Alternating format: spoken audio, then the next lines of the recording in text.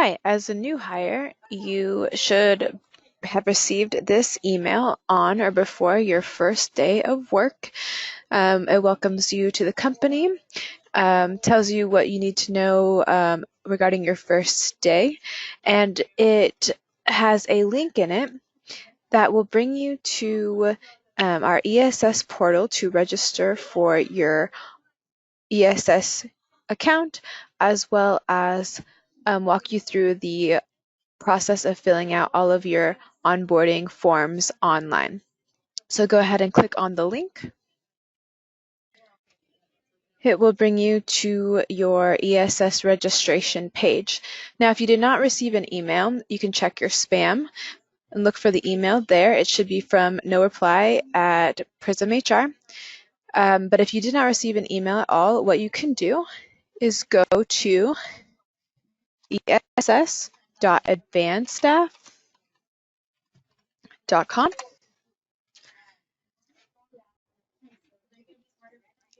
It will bring you to the login page and you can click register.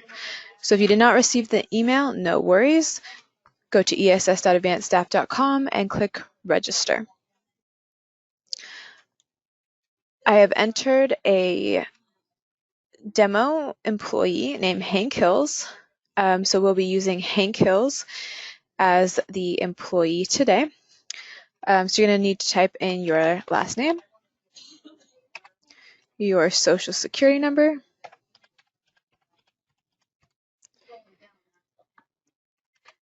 you do not need your personal email address, but you can put one in if you have one. You need to create a username. And a password with those specifications.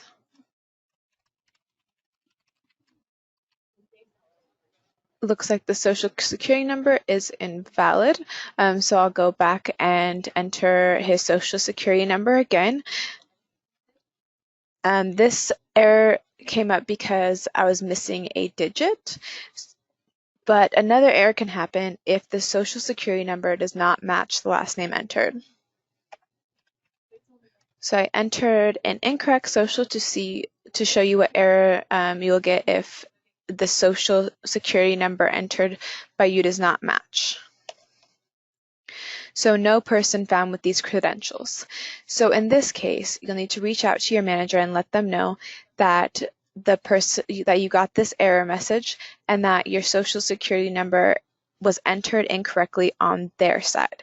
So you'll get this error if the last name or the social security number does not match what your manager entered. Let's go ahead and enter the correct social security number and register. Okay, then you'll go ahead and log in with the username and password you created.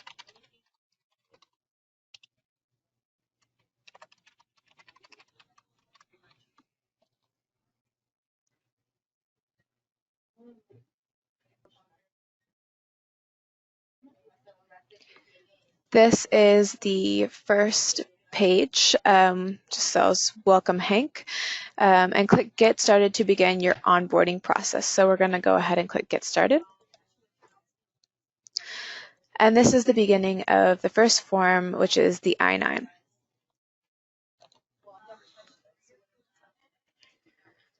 Here you'll be entering your information for the I-9. Again, the last name and social security number must match your identification documents, and they must match what your employer entered before you started your forms.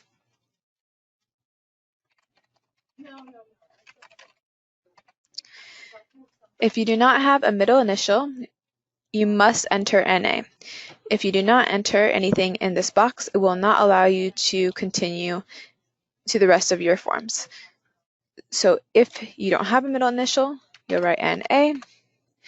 If you do have a middle initial, go ahead and write that in. What you write in here on your I-9 needs to match what your identification documents say. Other last names used, same thing. So this field is required. And so you have to enter NA if you have other last names, if you don't have any other last names used. I'm going to use advanced staff's address.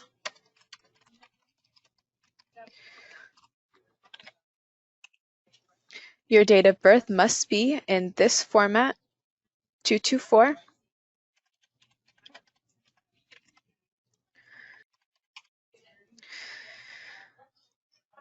Okay, so if your social security number does not match what your manager entered and you try to go to the next page, it will not allow you to go.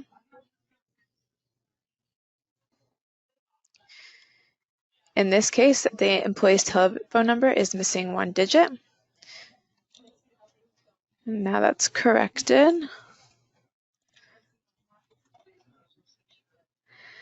And it still won't let us go on because the social security number is incorrect.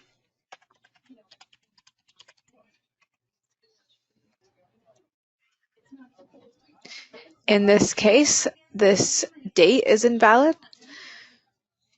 So we will correct the date.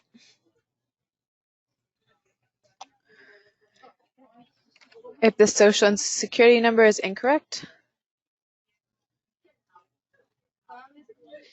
you will get this error. This page cannot be saved because one of the following entries does not match what you previously provided: first name, last name, date of birth, or U.S. social security number. Correct entry to continue. In this case, you'd want to double check your social security number by re-entering it.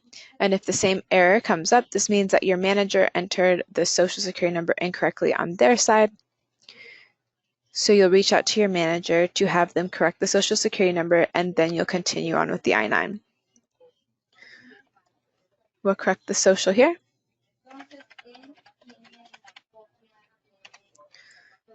Click Next. This is the second part of the I-9, attestation of citizenship or immigration status. I attest under penalty of perjury that I am a citizen in this case. You may be choosing one of the others. And if you are a lawful permanent resident or an alien authorized to work until or a non-citizen national of the United States, there will be more fields that you will need to fill out. These include the alien registration number,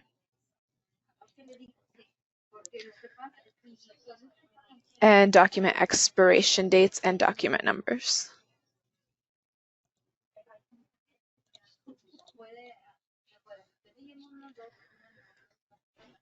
I did not use a prepared translator, but if one was used, you can enter that here.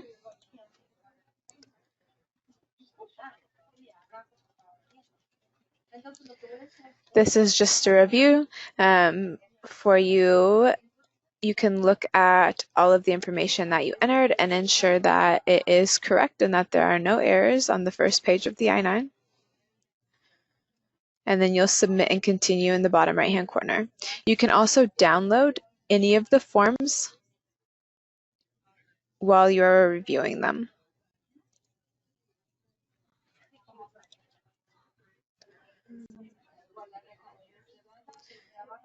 The employee information will fill from the information that you entered on the I-9.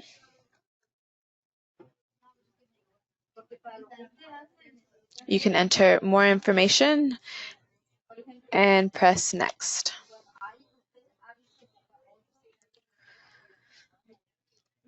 This is the system verifying that it is a valid USPS address. So this address is correct, but it is a chance to compare the two addresses, and if any errors are made, you can just correct it on this side. Sometimes if your house was built in the last 6 months, your address may not show up, in which case you would say no. And you could edit the address and really just verify that it is actually correct. Mailing address is the same as resident address, but if you uncheck it, it will allow you to enter an alternative mailing address. Emergency contact. You're going to go ahead and click add. Enter the name of your emergency contact, the type, phone, contact info is going to be the phone number.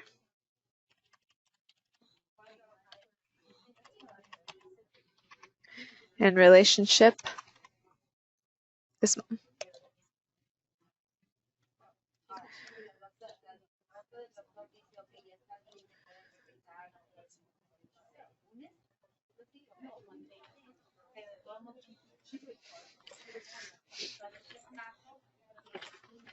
Now we are going to fill out the W-4.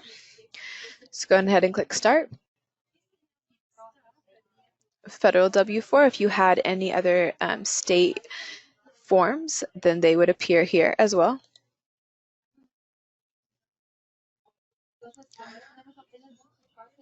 In my case, I want to continue in English. And we actually start the W-4 form now.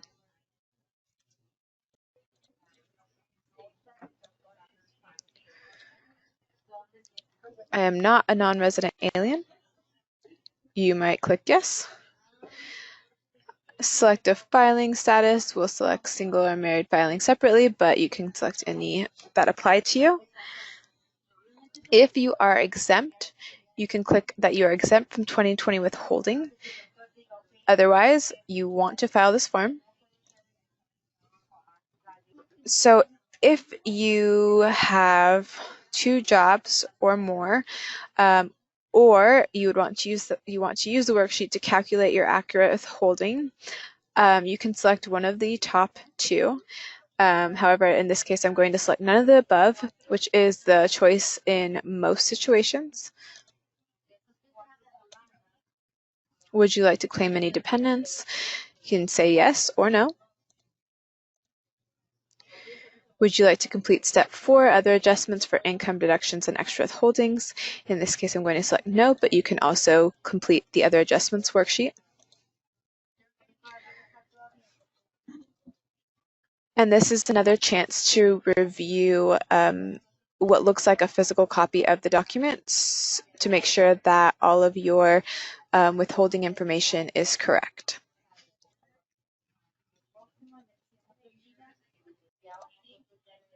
You will sign and submit and finish.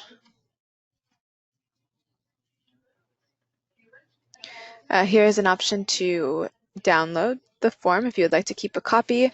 Something to note when you're going through here, you can always click on the left to go back to a menu item to edit it. And then at the close of each form, you can click on edit to go back to the tax form and change your withholdings. Okay, direct deposit. I'm not going to set up direct deposit now, but when you go into set up direct deposit, you'll need your routing number and account number, and it'll ask for it in that menu. Since I've selected no direct deposit, I have to acknowledge that I've selected no direct deposit. One more acknowledgement. Okay, and now we've reached the ASI forms. This one is asking if you consent to electronic communications. We will not spam you. However, there may be some communications that we would email you rather than send you via mail.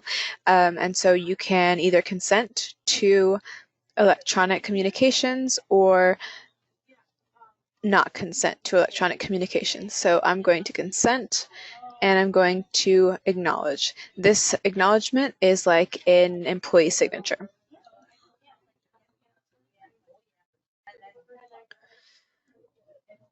Confidentiality agreement. In each of these cases, you can actually click on this link so that you can open up the confidentiality agreement, read through the confidentiality agreement so you know what you're committing to, sign the form by checking this small box right here. It says, I have received and have had an opportunity to review the policy titled Confidentiality Agreement. I acknowledge that a copy of this policy will remain available to me in my employee self-service portal. This employee self-service portal will be available once you've completed onboarding. And in the employee self-service portal, if you click on the menu item called Documents, then you will be able to download any of these forms that we have included in links in the onboarding. So once you sign by clicking the button, Submit and Continue. Same thing with the no harassment policy. You can click on the link, open up the policy, read through it, and come back here to acknowledge and sign the form. Same with the employee information booklet, except you must acknowledge each policy within the employee information booklet. So click on the booklet. You have a chance to read through state policies and advanced staff policies here.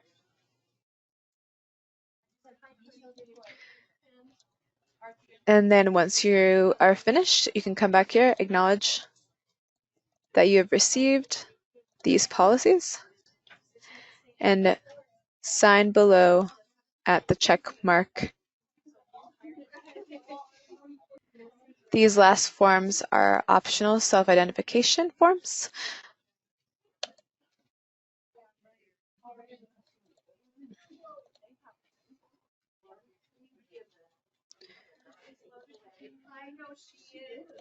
You can always select, I decline to state my disability status, or I decline to state.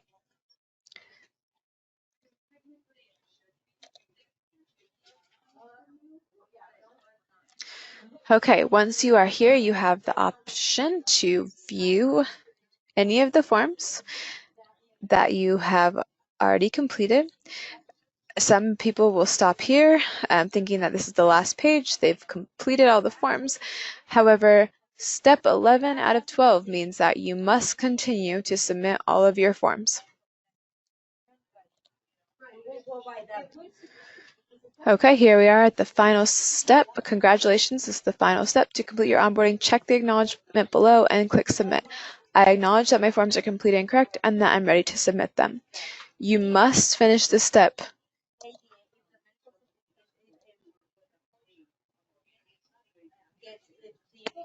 That is all for the onboarding portion. Once you are completed with your forms, you may continue on to the benefit enrollment portal. Once you have signed up or declined the benefits that you are electing, then the next time that you log in, you will be directed directly to the employee self-service portal.